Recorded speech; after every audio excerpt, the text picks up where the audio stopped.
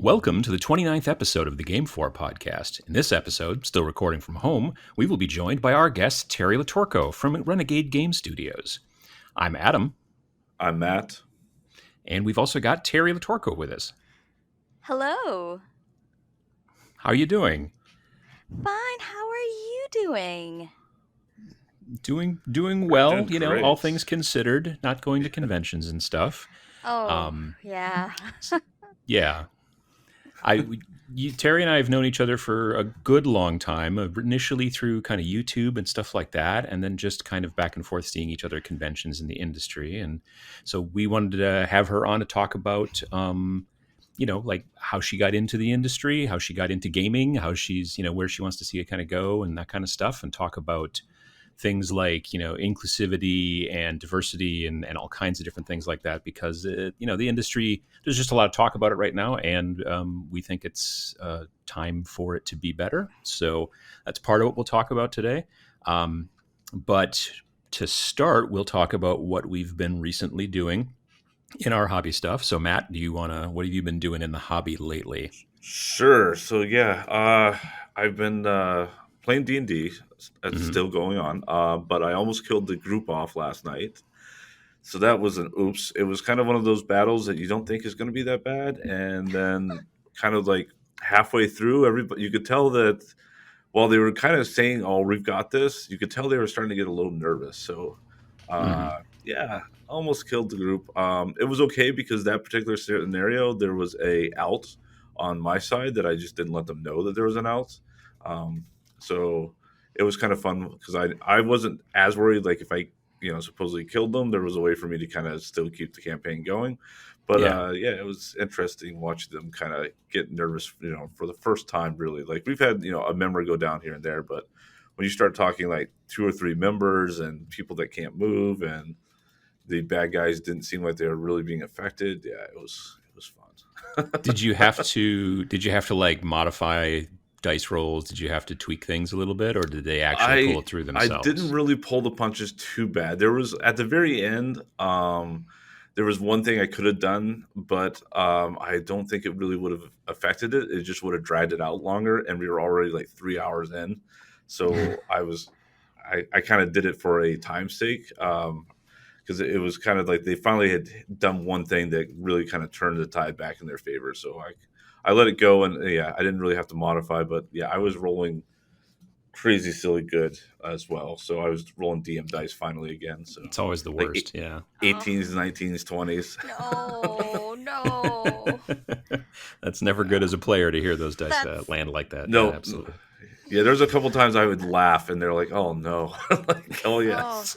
It's never good when the DM chuckles. Yeah. My DM had for a little while. We got him some like their like light up dice. When they'd hit a 20, they would light up. And oh wow! It was bad because behind the screen it looks like a disco party, and it's gonna be bad. So it's just like, oh no! Why did you do that? Why? Yeah. And what else have you been doing, Matt? I have decided to get into a new 3D printer, and this time it's a resin. So rather than like a filament additive process, the resin printer I picked up, ordered it late last week. It was basically what happened was I had tickets to see a show this summer. I got them from my mom for Christmas, and they finally came around to canceling it officially. So she got the refund and wanted me to use it for something of my own. I was not allowed to use it for bills or anything like that. Sure, so I was like, okay, what am I going to get? I'm like, oh, this would be a good time to get the printer. So I ordered it and actually got it really fast. So I got it in yesterday. Haven't printed anything for myself yet, but did get some test prints done already. So. Yeah, you were saying that you were telling me you were thinking about ordering it like on Thursday last week, and then you mentioned that you already are printing stuff, and I'm like, when did you get it? And he's like, it rolled in on Sunday afternoon or Sunday morning, I'm assuming. Probably. Yeah, because that was crazy forever, fast. Yeah, forever, like 3D printed stuff. Once COVID stuff hit, it's like 2-3 week lead time. It seemed like so. Oh Yeah, I yeah. was like, okay, I'm gonna order it, and it was, next thing I know, I'm like, oh, it's gonna be here already. And in fact, I even got like the resin stuff came like on Saturday, so it was like the next day almost. Oh, Wow. that's So like the That's crazy yeah, best. fast. It's not even Christmas in July at yeah, that point. Like, that's amazing. Yeah, right, exactly. It's a little early. Yeah. Christmas and yeah, July's come early. Yeah, no, that's very cool. Yeah, and I'm interested. I don't know, when resin printing first came out, I was a bit wary of it because I talked to a bunch of people, and this is earlier part of resin printing, and just the smell could be really bad, and it was real messy and sticky, and you had to use alcohol yeah. to clean the stuff. But now there's like water washable resins. They're Yep, and that's putting what I ended up getting. carbon air filters inside so that they help get rid of the smell and stuff like that. Yep.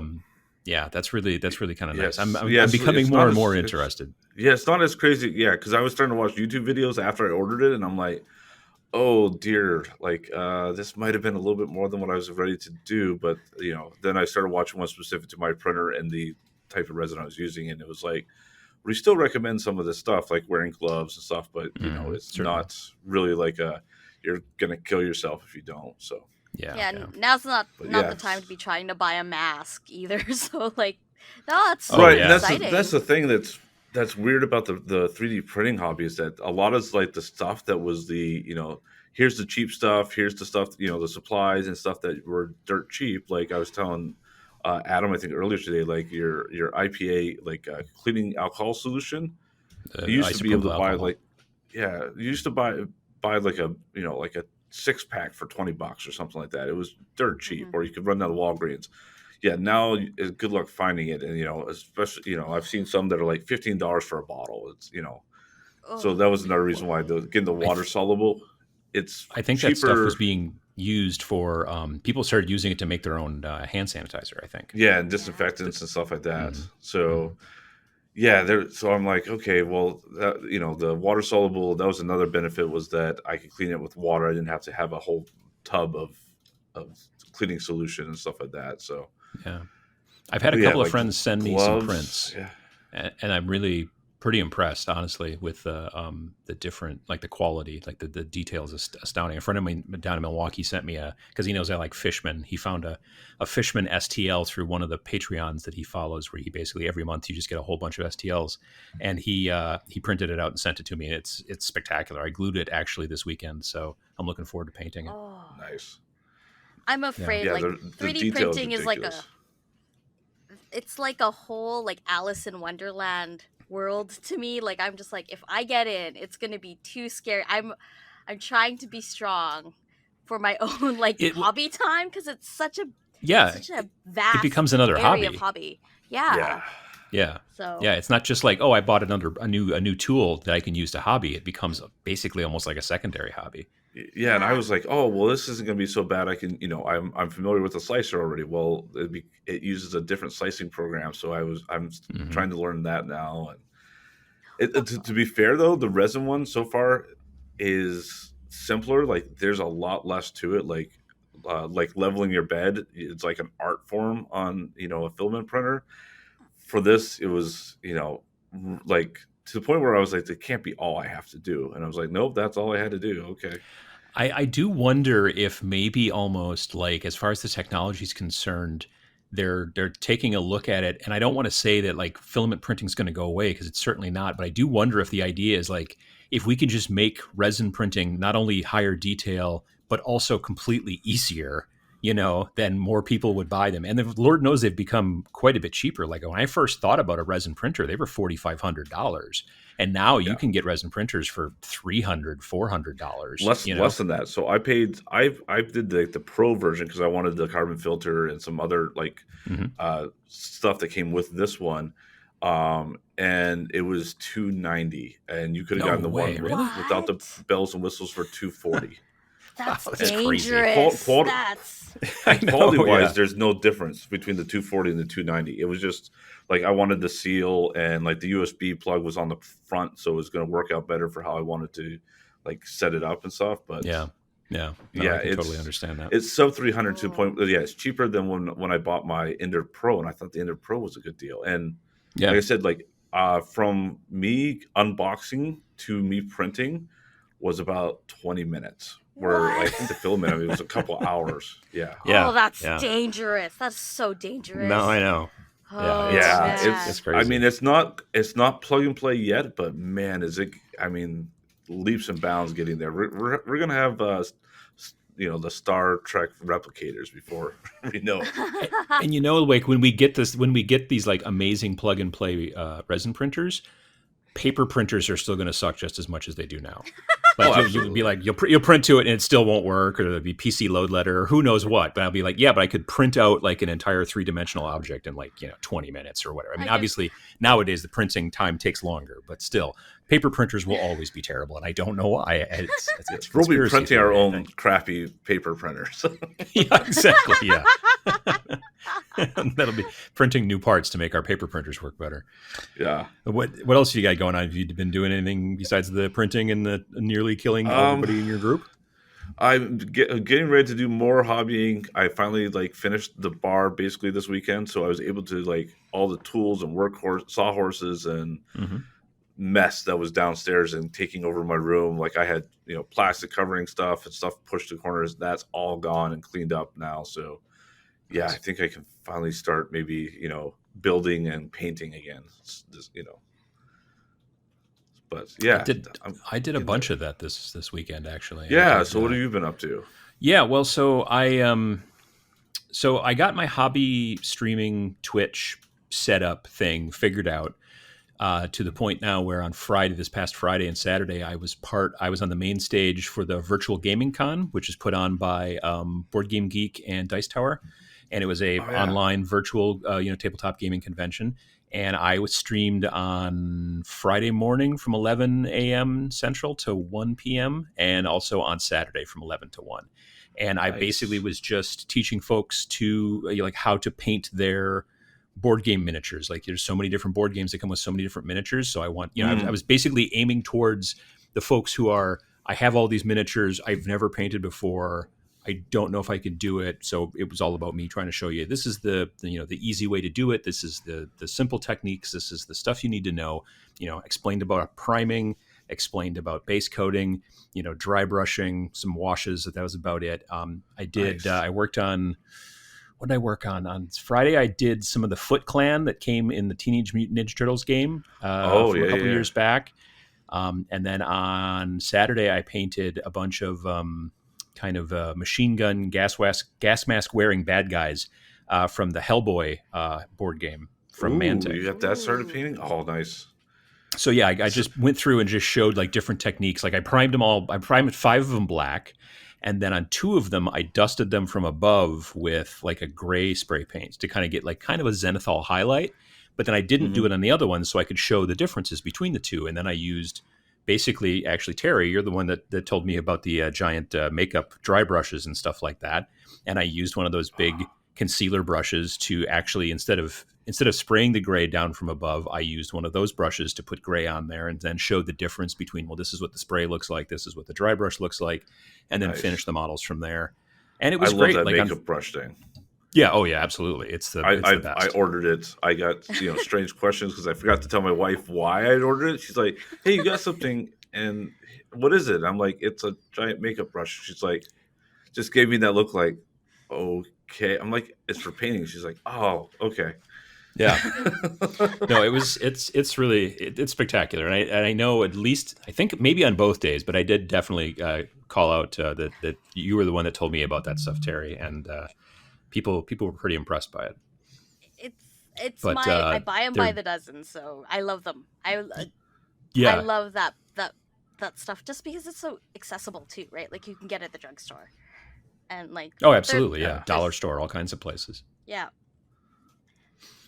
And then I had almost, I think my peak on Friday was 399 viewers at once, peak concurrent, and I think on Saturday it was probably almost 300, or maybe 301. I was a little surprised. I kind of thought the numbers would be higher on Saturday than they would be on Friday, but I talked with a couple of people from Board Game Geek, and they're like, with the virtual cons, we're seeing more people tuning in on work days and not as much on weekends, which is kind of the opposite of like the normal conventions, which I get. You just turn it on while you're That's working true. from home I or watch whatever. a lot more YouTube during the week than I do on the weekends. Sure, yeah. I suspect on Saturday people were, mowing their lawns or whatever, that kind of thing. But yeah, it did. It went really well and it was fun.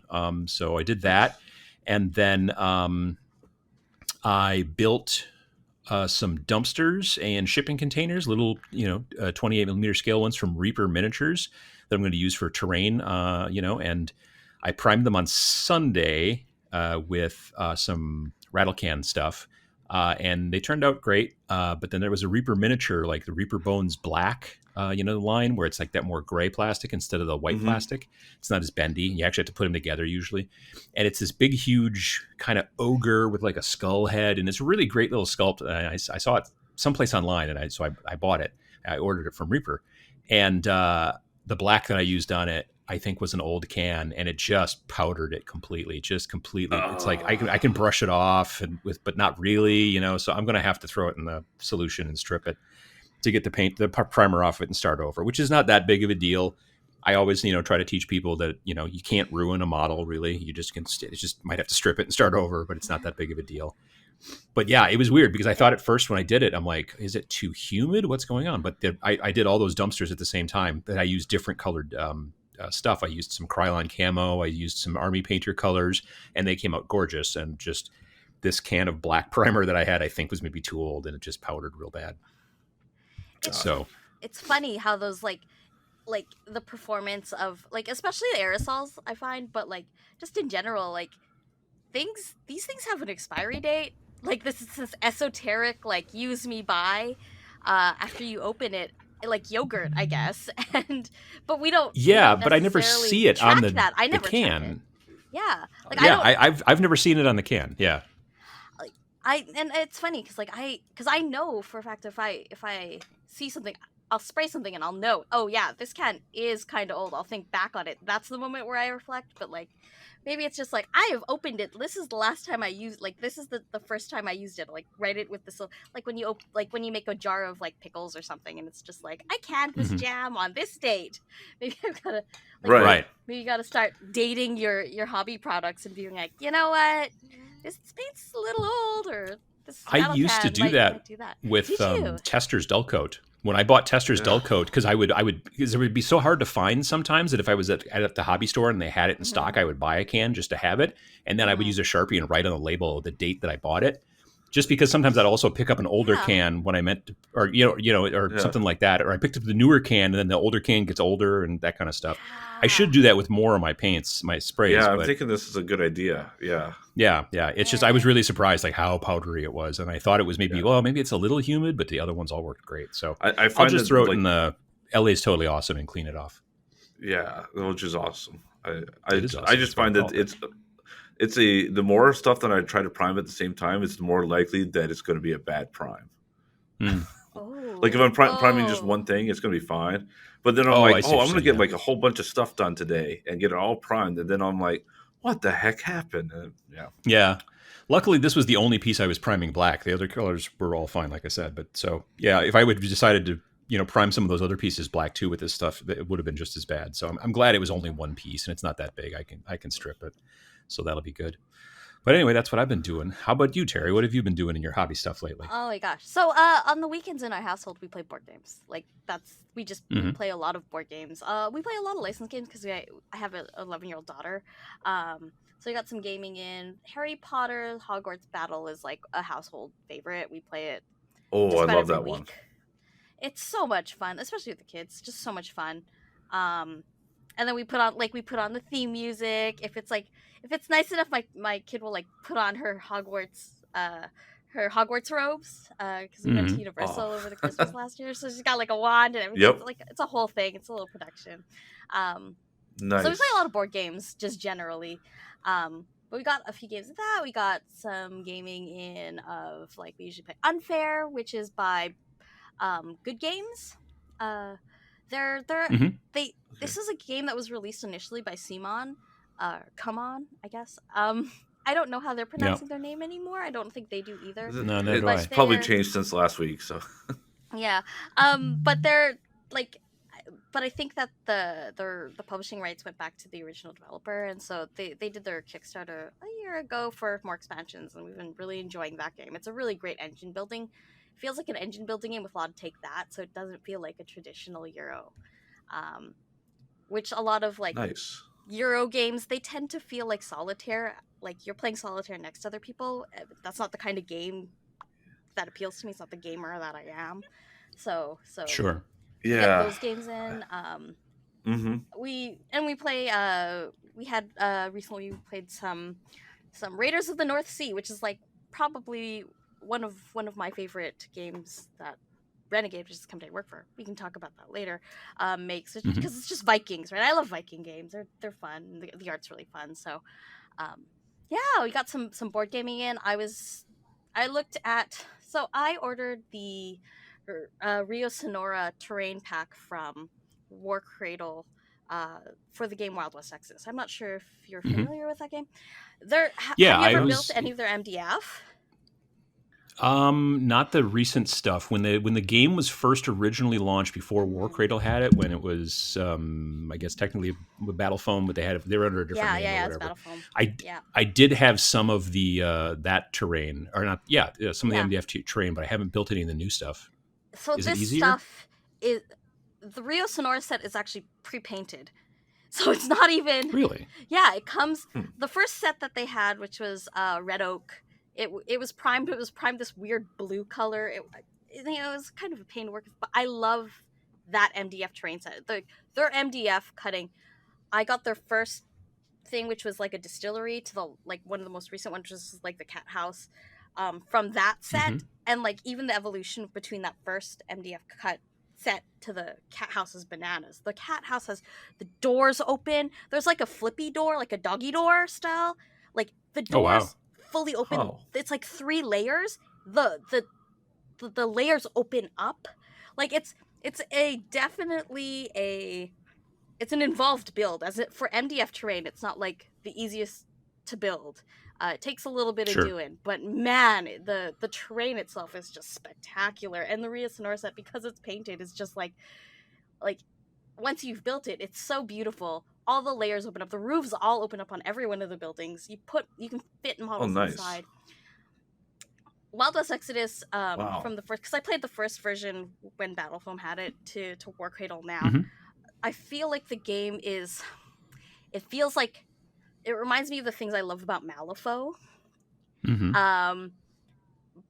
But with dice, because you still roll dice, and it's a really sophisticated strategy game, and it's full of characters. So I'm a huge fan of that game. So building that terrain, like building that stuff, is just, it's joyous and it's fun, and I'm all about that. Like MDF now is like, I don't know, I feel like every time I do something with new stuff in the hobby in general, I always feel like, man, kids these days don't know how good they have it.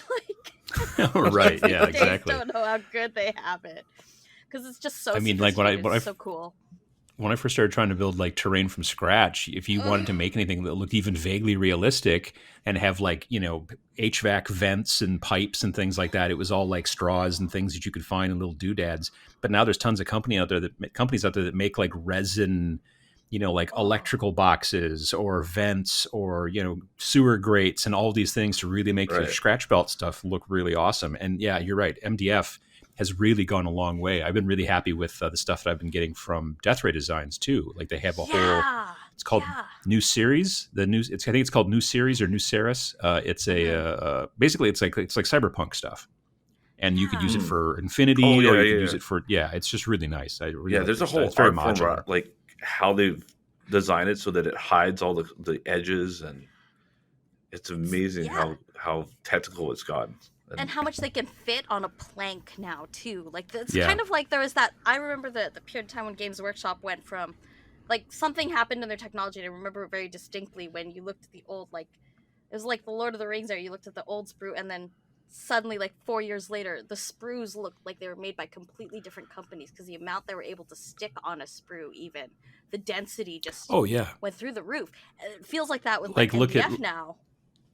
Yeah, I mean, if you look at like the old like Space Marine Scouts, like Sniper Yeah. Scout sprue, there was so much space in between each piece you could nearly stick your arm through there. And now you Yeah. look at their newest stuff, and they are Tetris together so tight. Sometimes it's hard to get clippers in there. It's just like, yeah, Yeah. it really. I mean, it helps them save plastic. It helps them save space. I get all that, and it's cool. But it's yeah, it's definitely like a computer. I feel like they're getting a computer to get in there and figure out how to puzzle piece everything together to get the most efficiency and stuff. And I'm sure that that's happening now too with laser cutting, because they also have to think about how long the laser cuts. Yeah. You know what I Yeah. mean? Like if it takes longer for the laser to cut and like more lines, then that means that they make fewer products per hour or whatever. Right, So but I'm if sure they that there's share probably lines, a lot of that too. yeah, if they share Yeah. lines, they Yeah. can do it. Yeah, I've watched some stuff on that where they showed like just by tweaking it, like they cut down like it was like 4 pieces of plywood down to like 3, and cut the time in half, just because Mhm. like the guy was like he did it himself, going, oh, I think I did a pretty good job, and then they took it to a guy that like does it for a living, and he like, nope, you could do this, and this, and then yeah, just. And he's like, and I don't do this that often. I just kind of know some of the tricks. I'm just like, Yeah. holy cow, there's a lot there. There's a lot. So there's that, and then I'm starting to work on. I've got a little pet project where I'm trying to kind of hack a formulation, like a homebrew version of contrast paints. So, Nice. yeah. So I'm seeing how that goes. For the bottle, the price per bottle, especially up here in Canada, like it's like a gut punch. So I'm like, I can't buy every color I want. Like, how can I replicate what this is doing that I like about it, and maybe like make some tweaks for my style that make it better for how I'm using this paint, for the purposes that I use like contrast paints for, so that it Yeah. can blend more with what I'm doing with it as opposed to like the prescribed methodology of it. So yeah, I'm seeing how that Sure. goes. I That's think cool. that well, I know that there is a YouTube channel called Goober Town, Ooh. and his name is Brent, and he's making great YouTube videos. And I swear he did a video not too long ago about how to make your own contrast paint. And he's that's also a awesome. chemist, I believe. So that might be one of those things to take a look at. Just as like because he's got like tips on he does a lot of like great painting stuff and everything like that. Yeah. But yeah, I would check him out if you get the chance. That's super But yeah, cool. so Yeah, no, I'm totally, because like yeah. I spent so much time in the fine art section, like art supply shopping for this stuff. So I'm just like, this is all derived from kind of this stuff anyways. This is the stuff they're working with. So if there's stuff out there that I can play with a little bit, maybe I can actually mix like interference paints into my contrast paints and see how that works as well, because like that's what the color shifts are. Because I've been seeing a lot of people like really enjoying effects that are created by interference paints these days, and they're buying them in the bottle for miniature paint. But like, I don't know if there's as many people who are familiar with what's out there in the fine art section that is that the miniature hobby has derived these products from, right? So color shift paints are interference paints, or using interference to like bump up your metallics. Like I'm playing around with stuff. So I get into these modes every once in a while where I just play with stuff and figure out what I can do with it and what I can ask of my paint, because I find that that's a really interesting part of the hobby for me that I don't give myself as much time to do anymore. But, yeah, I mean, experimentation I think is important, absolutely. Yeah. So yeah, that's what I've been up to. Cool. Yeah. Yeah. Nice. All right. Well, so but we've got Teri on the show today because we want to talk to her about a bunch of different things. When did you start, and like what kind of got you into tabletop gaming generally? So I got into, like, I tell the story a lot in terms of like miniature wargaming, how I got into miniature wargaming, because I think that was the first foray into modern tabletop gaming as a hobby, right? But my father used to play chess on the streets of Manila for money. He was a hustler. When he back in the day in the Philippines. Okay. And he showed me how to play chess when I was 5. So that was like the first board game I ever played. And my father to this day still beats me. He taught my daughter how to play. Like, this is like a thing. But but that kind of set the seed of like the culture of hobby games and tabletop games and strategy gaming for me, personally. And then I ended up with a partner who I eventually married, to who was into Warhammer. He got into Warhammer at 13, I think, in the mall, like everyone else kind of did at that in that era of a certain vintage. You found your Games Workshop at your local mall or whatever, and he got in. And then when I was living with him in university, I found his kind of hidden stash collection, and had been playing games. This is like 2000 and I want to say 2002. Holy smokes, I'm old. And I started playing. Playing Warhammer, and ended up kind of on this trajectory. I worked summer at Games Workshop in university, and like we did all this. Like I kind of got into it, but like tabletop gaming. When I tell people, especially like in the tabletop industry where it's dominated by board games, I tell people, no, my first true modern hobby game was Warhammer 40,000. They're just like, whoa, you kind of jumped in on the deep end. And I'm like, yeah, yes, both feet. Yeah, absolutely. And it changed the way it really did shape a lot of the kinds of games I enjoy. So the games, because there's the strategy aspect of it, there's the confrontation aspect of it, both from like playing chess as a kid, and then of course, growing up we played like Monopoly, but I think I play a Monopoly that is different than every other person who's ever played Monopoly with me outside of my family, in that like it is not just Monopoly. It's like cutthroat, like emotionally manipulative, and like there's like it's just like, yeah, if you. I remember my brother said once to me, I was like, I don't know, 10, and my brothers are 14 years older than me. So like one of my brothers is just like, yeah, if you want me to ever drive you to the mall again, you're gonna make this trade. You're gonna give me St. Charles Place. Oh wow! And I'm gonna give you this property. Like it's a there was whole real life different implications. Game. Yeah, and so when I played right. Monopoly with my friends in high school for the first time, they're like, "What game are you playing?" And I don't want to play this game ever again. Yeah. So like that kind of that heavy confrontation games are games that I enjoy. Games with luck involved in it, like randomness.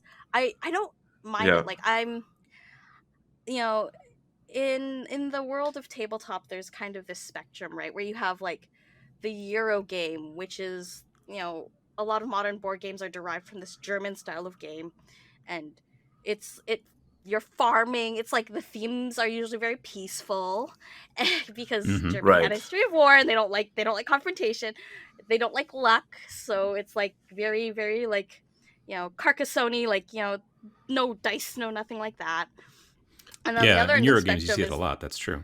On the other end of the spectrum is like the I guess derogatorily or pejoratively, the term Ameritrash. The games that are like war themed, the games that are luck based. Like Risk is kind of like a really great example of what that heritage is. Like 30 years ago, when you're in like board gaming, that was the thing. It was like, Catan on one side, and then Risk on the other side of the spectrum. Axis and Allies on the other. Yeah. So you had this whole spectrum, and I tend to end up towards, just because I'm a wargamer, I think of myself, I identify myself as a miniature wargamer first.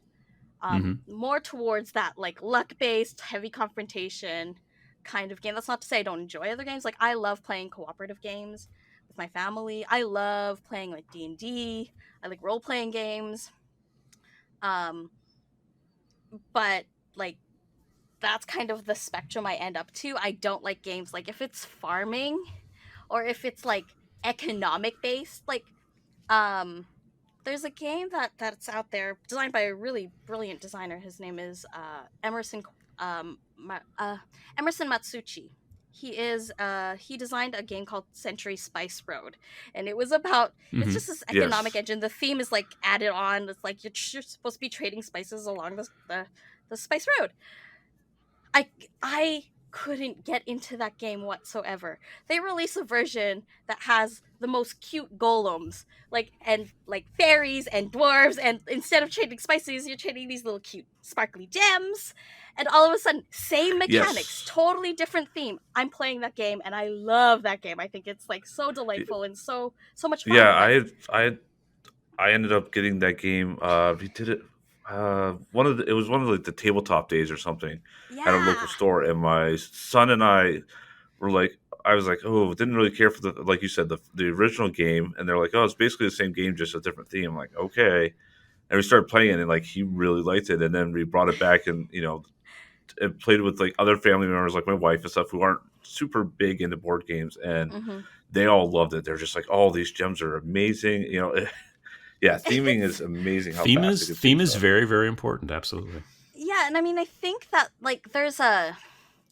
I think in a lot of like games that are designed to be kind of like Euro games they feel a little bit like solitaire. Nobody can mess up all the things that I'm doing. It's Mm-hmm. very peaceful.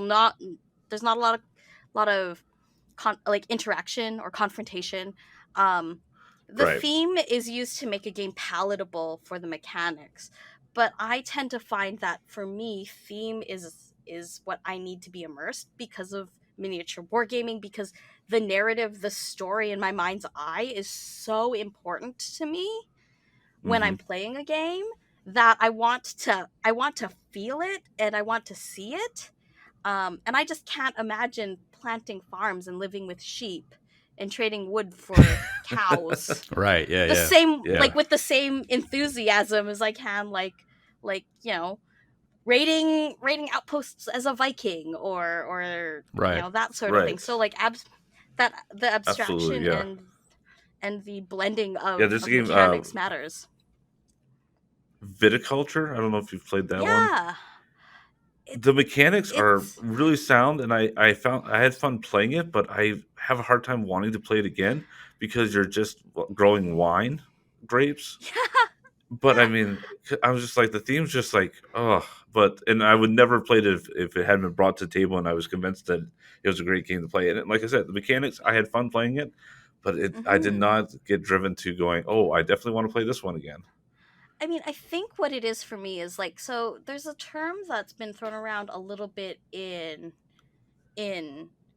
video games, and I don't think we really have developed the vocabulary when we talk about board games as much, but this idea of um ludonarrative harmony or ludonarrative dissonance. And it's this concept that the theme of your game is reflected in the mechanics, and the story of the game is reflected in the mechanics, or not. So some abstract games have the theme applied to it to make the components look beautiful and like it looks good, but the mechanics themselves they don't further the story or the theme or narrative in any way. There's a disconnect or an abstraction that just it doesn't matter.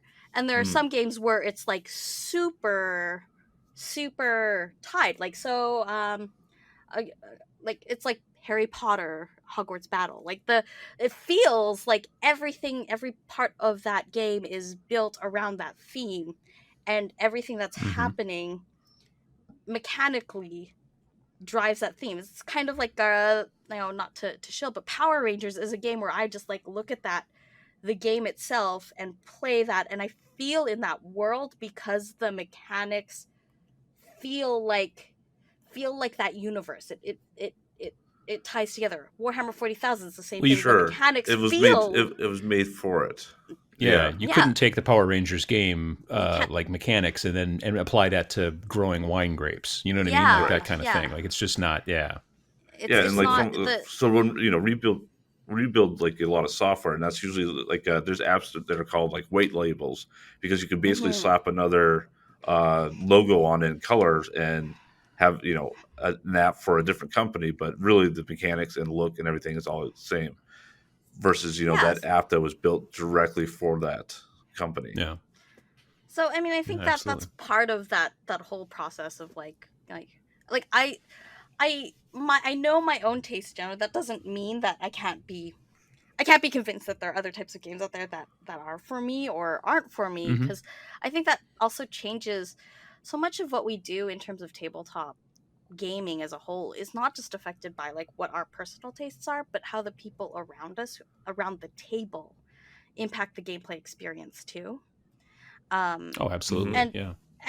we as humans are not static creatures, so that does evolve over time as well. So where I am right now, I'm still very influenced by like games where the randomness makes sense to the theme and the mechanic. I'm still into games that have confrontation elements. I'm still into games that are um obviously that have miniatures, because I like that part of it. I love the thinginess and the tangibility, and I love Mm-hmm. painting them. But I don't think that doesn't mean I can't enjoy a game that is a little more abstract or a little more puzzly, um, if I'm in the right mood with the right people. Yeah, absolutely. Now, when you and I first met, it was kind of through YouTube, and so Yeah. you had a YouTube channel, and you still do, and everything. But as we kind of mentioned here, you've gotten into the actual industry, and you're working for Renegade Game Studios now. How long have you been working for Renegade? So I'm working for Renegade. This is oh my gosh, like I joined them in March of last year. So I Okay. left. Before that, I was with Geek and Sundry, working as a features Hmm. editor there, for a couple years, and then before that, I was a contributor. I was a vlogger for them. Like, so I had been with Geek and Sundry in some capacity for since basically we first met back in 2015. Um, Yeah.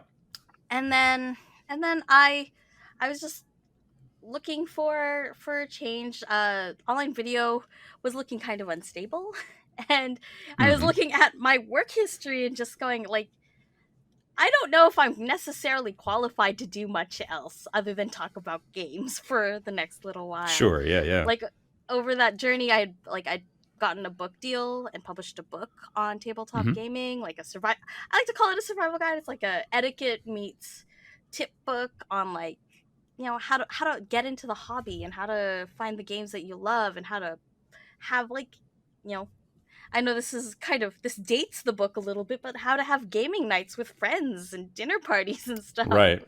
um Yeah. No, I know. right. What a what a strange time we live in. But the Yeah, that I like agree. I wrote I wrote a book on that. I wrote a book, and that got published through a publishing house, Adams Media. So like I have like an ISBN listing and stuff like that. That was a thing that happened. Nice. um but yeah, so I ended up at Renegade because I was just like, I need to find a job, I guess, where I can continue to talk about games the way I've kind of have for the past few years now. And so now Yeah. Yeah. And I have like an official title, as the senior marketing manager, but really it just means I get to still fangirl out about tabletop games on social media and content, and then, like, talk to people about games, which is really fun. yeah. Yeah. And like most, well, not most, many tabletop gamers eventually at some point or another in their journey come across the idea of like, well, I should start working on making a game and things like that. Does Renegade, like, I don't know a ton about, like, I know about making games a little bit. I've done it in the past myself and even Hmm. self-published some stuff, but like with actual like big companies like Renegade and things like that. Like, do you guys do everything in-house? Do you work with outside designers, that kind of stuff? Or I mean, like, how does the process of, like, for a big company like you guys, like, how does it, kind of go from start to finish, just, at top level, at broad level and stuff like that? I think it's funny. Like, we publish a lot of games, and I think that what happens is we get this very strong, like, the world around us gets a strong impression that the company's really big and we're not. Hmm. It's There's like maybe like 10, 12 of us on the core team.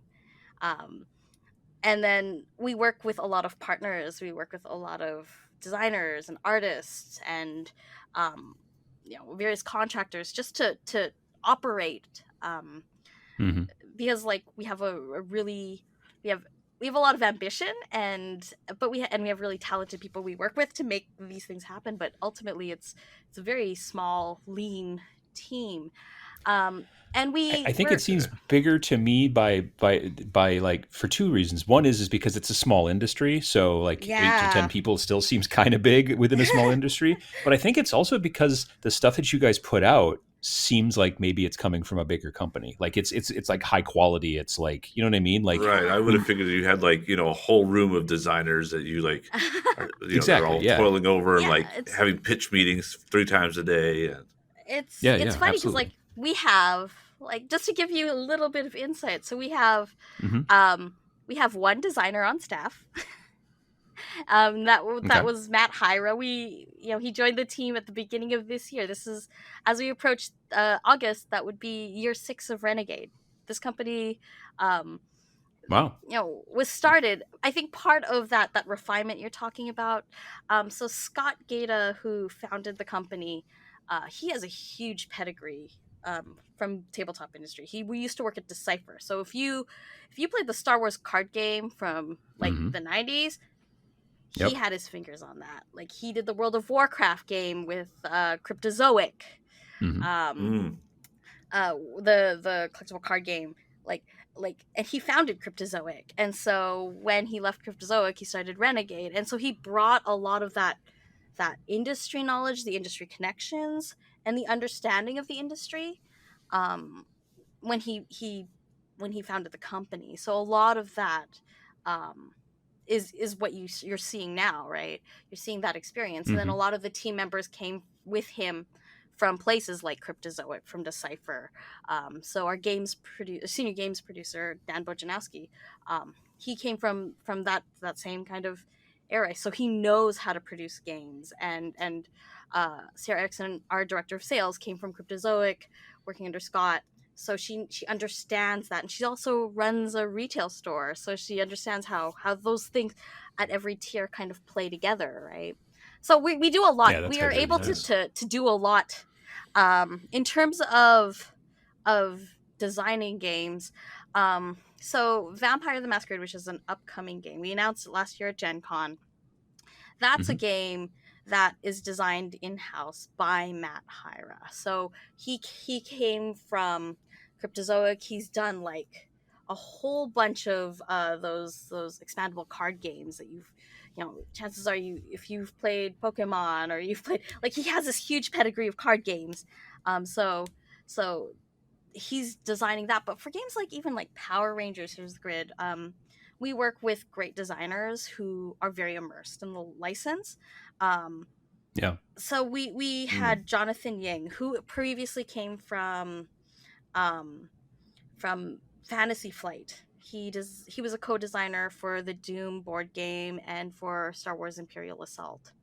Um, Ooh, that's okay. he came. He was in San Diego, which is where our offices are, and he'd been doing some freelancing stuff. So a lot of designers in the industry work um, on like a freelance royalty basis, and so that's how a lot of our designers like come to us. A lot of our other games, like one of our one of our best-selling games is a game called Lanterns. It's a very accessible tile laying kind of game that's really beautiful. It lays out on the table, very Instagrammable is what I like to say. Um, Nice. it's a game that initially launched uh, by a developer producer um, under the title Foxtrot Games. And Foxtrot did it on Kickstarter. Scott saw the Kickstarter, was like, I want to help you distribute that game. Like, we want to help market it. We want to sell it. Like, let's work together. Mm-hmm. So a lot of our titles are in that same vein. So Raiders of the North Sea is like that as well, where we approached that designer who'd launched this really great Kickstarter. The game looked really good. We we co-publish those titles. So we have kind of one set of games which are like Vampire the Masquerade, which are designed in-house. We work with Hmm. artists and who freelance and build out the cards and art and that sort of thing under a creative director who is one of ours. And then that's built in-house. And Power Rangers, we have the license. We found a designer for it who freelanced and works with us that capacity. And that's one style of game that we make. And then we have partners who co-publish with us. A lot of our role-playing games are like this as well, where like Kids on Bikes, Teens in Space. Kids on Bikes is an award-winning role-playing game system, very accessible, designed by a gentleman by the name of John Gilmore. Now, if you've played, there are a lot of like games out there that have his name on them, one of which is like Dinosaur Island. That's one of his titles. So he came in and he co-wrote this role-playing kind of structure that we've used on a bunch of other games now, with as an engine. And he comes from it from like kind of a different perspective, and we co-published that with our friends at Hunters Entertainment, which is like a role-playing game development company. So those are the kinds of games that we also do. So there's a lot of different ways that we've taken on games, we've published games. It's always different. Like and the process of getting a design in front of publishers these days just generally is a whole other thing. But I think there are different ways into the industry now that there just wasn't before, right? So well, nowadays you can self-publish, and then maybe a company comes along after you've been doing that, and they're like, hey, we want to work with you and publish this, and kick it up a notch or whatever, as far as production value and things like that. And you couldn't really self-publish as easily, back 10, 15, 20 years ago easily. Yeah. Well, you can even see like the last 5 years with Kickstarters. Now that like, we were talking about 3D printers and stuff, like now people are building their own miniatures and putting them into their own self-published games and printing on demand and stuff like that. That, the quality has gone way up so that people can do, realize their stuff and really give it a better foot versus, a couple sketches and some notes in a notebook. I mean, I think there's a place for that on everyone's shelf, like games at every sort of tier. Like I love indie games. One of my favorite role-playing games is like a one-page role-playing game that was distributed for free. That's like you play, but you're a bunch of bears who are also burglars. That's the premise. It's one page. You're bears. I was just talking about this. We've talked about that game here on the show. Yeah, I've talked about it a few times. It's the most bizarre thing when I was pitched it, and it was one of the most fun things I've had. Yeah. Like, and there's a place for that, and then there's also a place for like these behemoth games that just would feel otherwise like impractical. Like Warhammer 40,000, I will always like. There's always going to be a special place for it. I don't think there's ever going to be a way in the world that can have like New York Times best-selling authors writing fiction for a game if it doesn't have that level of clout, right? Like, oh, absolutely, yeah. It doesn't have the zeitgeistiest quality. So I mean, it's the world of social media didn't make high production television entertainment go away. YouTube did not make the Netflix original obsolete, right? Everything just kind of evolves, and it's the same in the industry now too. So I think that as moving forward, if you're like an aspiring game designer or you're looking for ways to get into the industry, like that, the world is changing so fast, and then the industry as a result is also changing so fast that there's always going to be these new and novel ways to find opportunities if this is something you want to pursue. And it's not like a blueprint like there used to be of like, oh, you have to do this and then do this and this. Now it's kind of everybody has their own. There is a lot of change in the industry. Yeah. What other kind of changes though would you like to see? I mean, I know there's been a lot of talk lately about diversity and inclusion within all types of tabletop gaming. Like I think that's honestly because like the technology is moving forward and all that kind of stuff, but I think it's to some degree the attitudes and the people a little bit that we still need to maybe evolve a bit.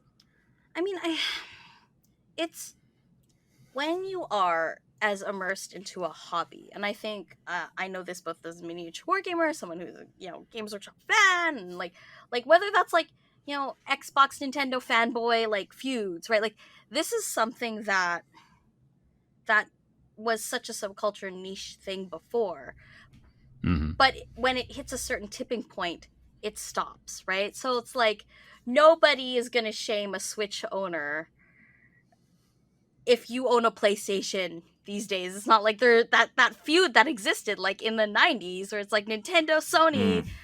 That Sure. seems so passé now. I think that we need to get, like, I would love to see like the community get to that point.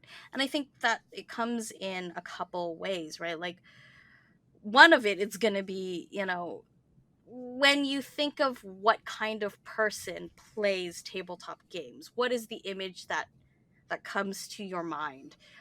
A lot of people don't imagine someone who looks like me, you know, whether Sure. that's like a woman who's small and heavily tattooed and like just like of color.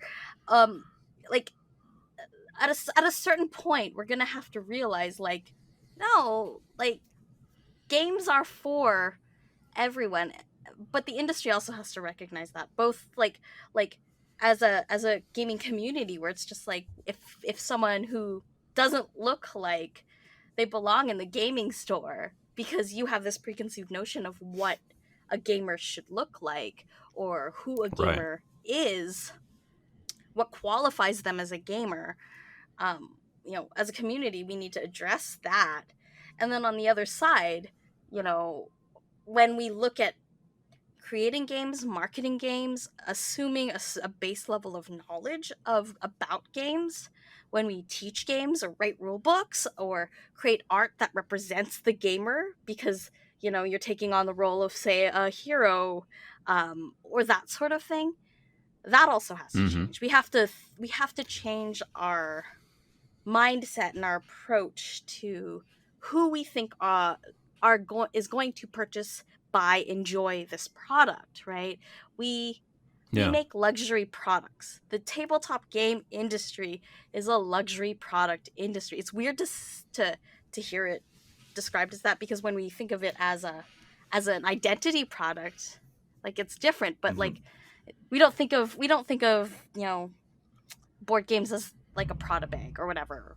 But this is what it is. No, but it's not also either food or shelter or clothing. You know what I mean? It's not a necessity, right?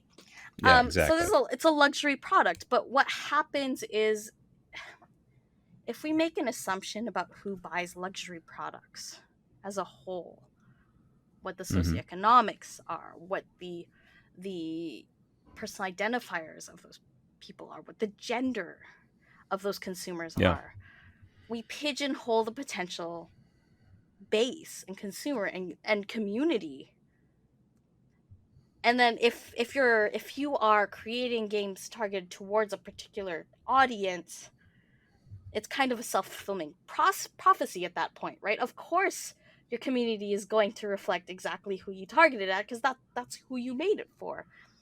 Right. So that it has to kind of, it's like a chicken and egg scenario, right? Like, so there's two ways. Like, people still get into this hobby who do not look like the stereotypical expected person. And how we engage and how we address those and how we listen, right? Like, listen to those people who say, hey, I am someone who identifies as female, even though the world saw me as like a man before this point. Like, I identify as a woman, for example. And this is, you know, just through sheer numbers. In my experience, I played roller derby for like God knows how long, several years, and I know more trans women in miniature wargaming than I do from roller derby. Because of the sheer numbers. And when you listen to their experiences and you listen to the things that are just like not cool for them, what happens to them, when you listen to women who come into convention spaces and they say this is not welcoming or cool, like, how we react to that as well, like, both as as you know, from within the industry, and as like fans ourselves. Like, how do we hear someone if we're choosing not to hear them? We then intentionally create exclusion points, and we intentionally do not address their needs, right? For them to be a part it has to come of this from hobby and community, right?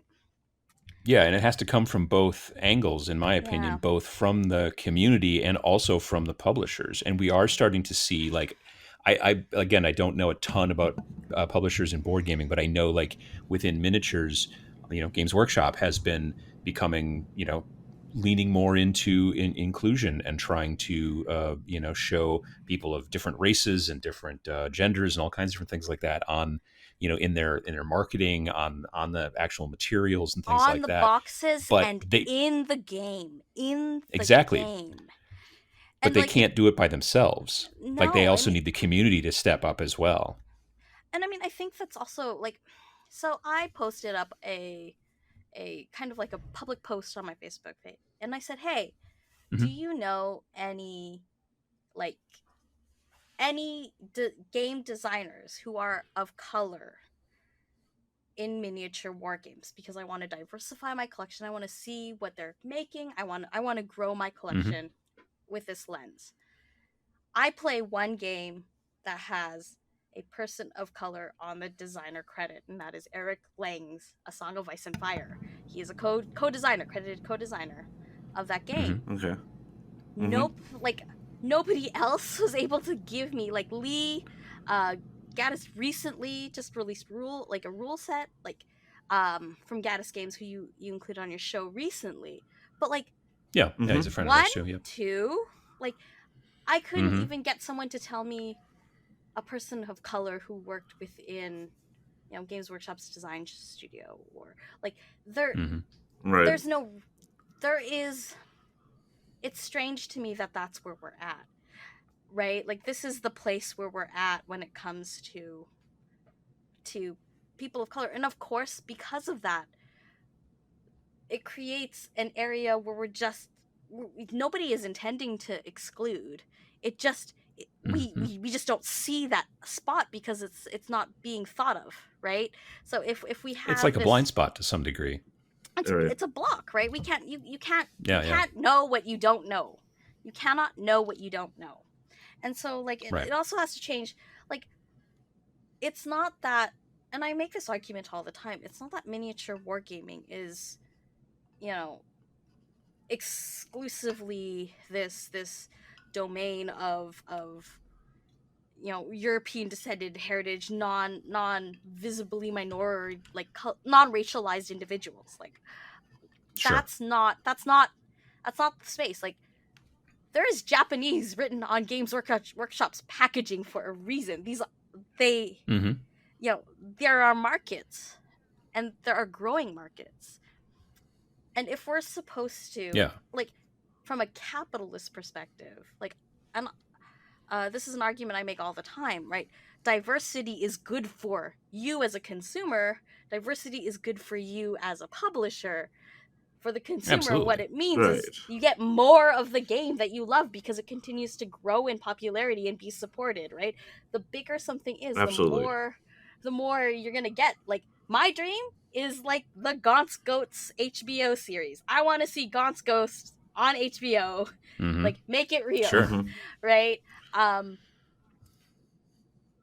That's not going to happen Yeah, unless it hits a tipping point, and that has to include diversity, right, exactly. Like in comic order books did with, to like, reach that, Marvel right? movies. Yeah. Exactly. Yeah.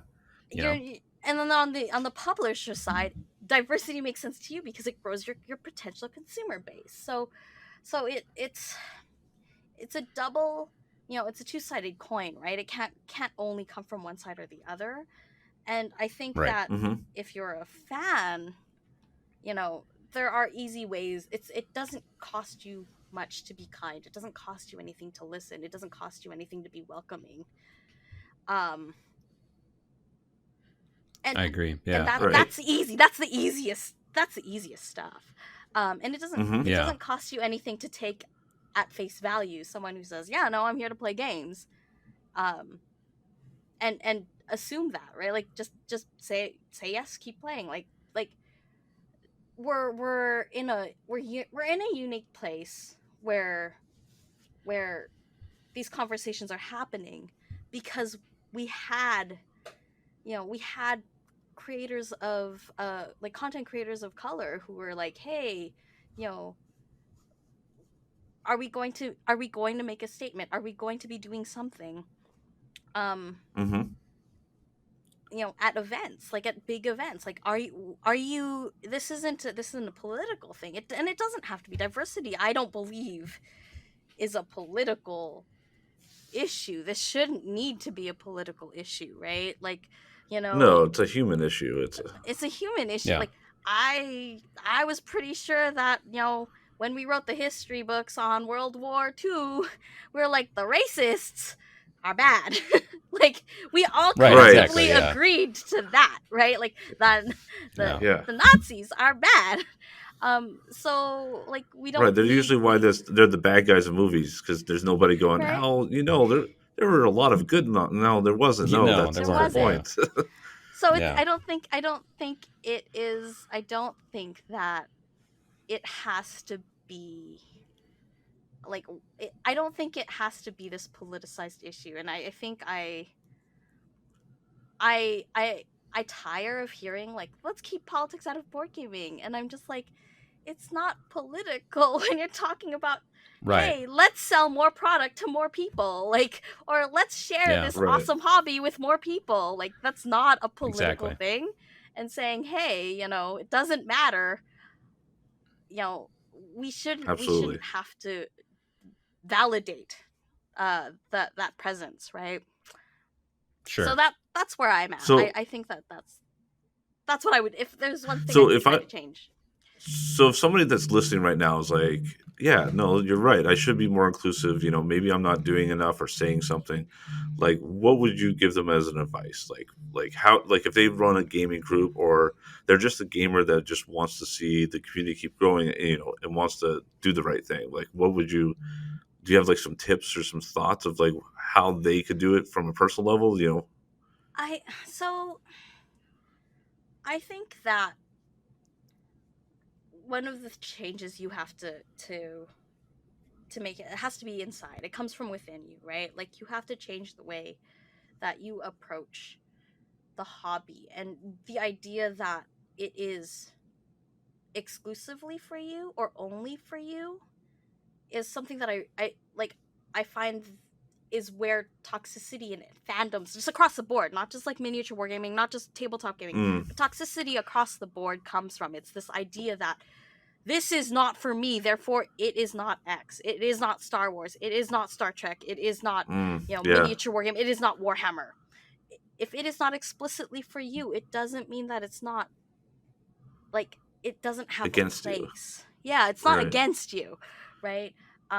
Because I think that sometimes, especially in an industry, if you have a self-fulfilling kind of marketing cycle where it's just like, we're gonna make a game for this type of gamer, they're gonna buy the game, oh look, our community is full of this type of gamer, everything we make is for this type of gamer, and then all of a sudden we realize, oh, we want to grow our market, we're gonna not make something for this type of gamer who has been consistently marketed to, catered to, responded to, feels like, what the heck, what the hell is happening, right? Like, Right. and I understand that from a visceral level, but that doesn't mean that it's still not something that is good. It doesn't mean that it becomes less yours. Your investment is not invalidated, whether that's an emotional attachment or anything beyond that. That doesn't make it less.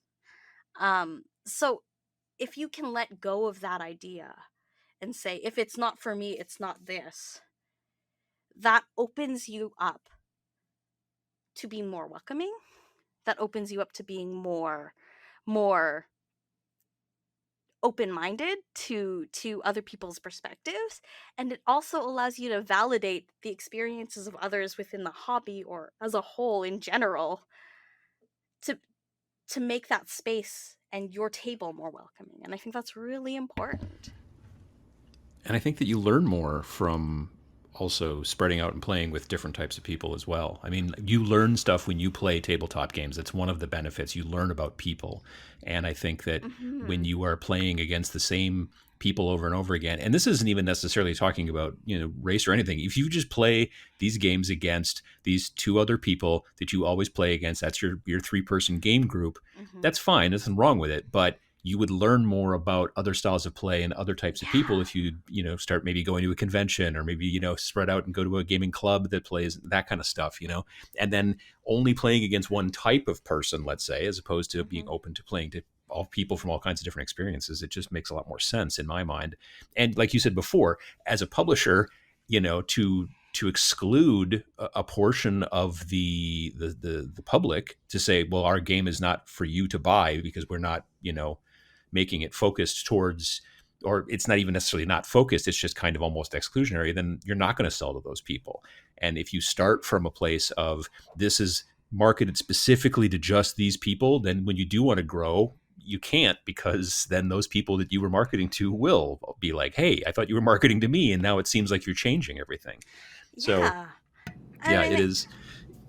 It's the idea of I don't necessarily think every game has to be for every person, but I think there is a game for every person out there, right? So it understanding the design perspective, but it does I don't think that there is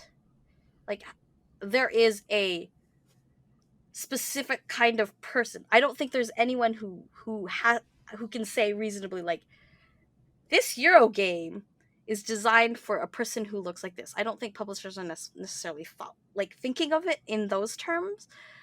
But if you're not aware of okay, so are we making it so that are we creating art, for example, that says, hey, it's okay if you can see yourself in this world if you look like this or this or this. That's fine. Those little things, those are little signals that just say, hey, you can see yourself in this game. You can see yourself in this world. And we were talking about theme and how much it matters to the gaming experience. And for me, it's just what that manifests for me is when there's a game with Asian people in it. If there's a miniature war game out there with Asian people in it, I automatically have to buy it. Just because that's a game I can see myself in. And there aren't a lot of fantasy worlds where I can see a person who looks like me in them. So that makes it a point to matter. And I don't think that's necessarily a personal decision, right? If I was to go at Adepticon and open up a booth selling a game where it's just no, this is a no man's world. Literally, no men play this game, are in this world. I don't know if the sales will be that great to people who identify as men at Adepticon because they can't see themselves in it. And that's just that's an extreme example, but that's the kind of thing that publishers should be thoughtful of, right? How can you don't have to necessarily, as the haters will say, force SJW stuff down my throat. No, that's not what that's about, right? It's just about hey, can I make this game appealing and palatable to people across various identities, where your identity does not matter to whether or not you will enjoy this game, and because you can still see yourself in it no matter what that identity is. And that's something that I think that publishers who are looking to grow, that's one way they can do that. If they're looking to grow their audience base and grow their fan base, it's an easy win too, right? Yeah, and like you said, it doesn't really cost much. So, that's I agree. I think that we definitely, and I made a video about this kind of to some degree just recently on my YouTube channel, and I think it's an important message, and I think that the industry can move in the right direction. I don't think it's going to be difficult to do necessarily, and it'll just help to bring more people into the tabletop gaming hobby, not just miniatures, but not just board games, not just magic cards and stuff like that, not just RPGs, but across the board. So, well, I've got construction going on outside of my house. They're tearing up the driveway, so it's getting kind of noisy. But I really want to thank Teri for coming in and talking with us about Yeah, thank you, Terry. about like her experiences and all that kind of stuff. And I'm glad that there are people like you in the industry, and I'm glad that I've known you for a long time. And it's always fun to talk. I mean, we haven't been able to see each other at conventions for a bit, but hopefully that'll get better eventually, and we'll be able to talk face to face sometime soon. Thank you for having me on. Absolutely. All right. Well, thanks again for listening to this episode of the GameFor Podcast. If you've got questions or comments and you're watching on YouTube, please leave a comment below. If you're listening via your favorite podcast player or just aren't into the whole YouTube comment section thing, then you can feel free to reach out to us via email at podcast@iamgamefor.com. You can also find us on Facebook, Instagram, and Twitter. And lastly, to find out more about the GameFor platform designed to connect tabletop gamers, please check out our website at www.iamgamefor.com. That is www.iamgamefor.com. Thanks, everybody. Thank you.